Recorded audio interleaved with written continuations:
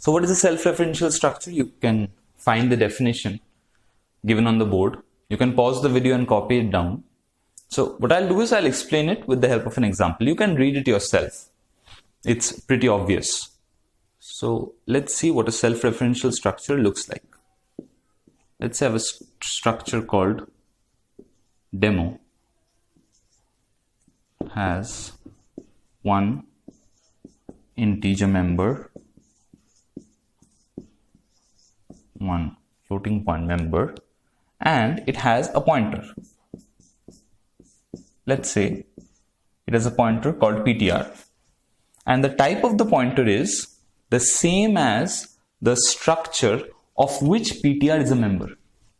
I'll repeat again. I'll repeat once more. I'll go slowly. What you can do is you can pause the video from time to time and take down your running notes. Okay.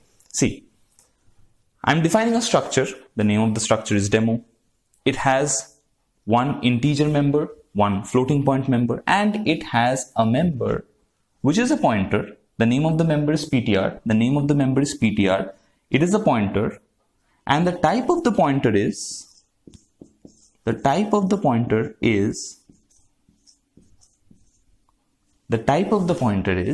same as the structure. Okay, the name of the structure is demo. I just made a mistake there. Pardon me. So the name of the structure is demo, right? The name of the structure is demo. Now in this structure, I have at least one member.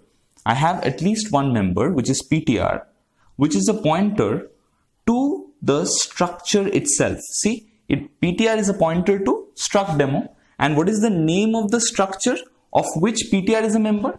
Struct demo. That means PTR is pointing to the structure of which it is a member. Such structures are called self-referential structure. Now you see the definition makes sense. A structure which has at least one member. Now, which member is this? This one.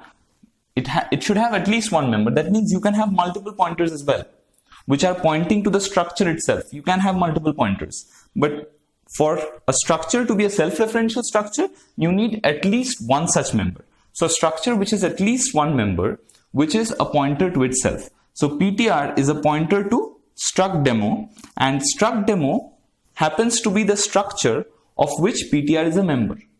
As a result, we can say that this structure is a self-referential structure. And mind you, this is also an abstract data type. So all self-referential structures are abstract data types as well, obviously, because any structure that you create, you are creating a data type of your own. And the moment you create a data type of your own, such data types are called abstract data types. So this is not only a self-referential structure, but also an abstract data type. But remember, all structures that you create need not have a pointer to the structure itself. As a result, we can also say that all abstract data types are not self-referential structures. But all self-referential structures are definitely abstract data types. I hope this helps. If you have any doubts, please leave them in the comment section below. I'll get back to you for sure. Thank you.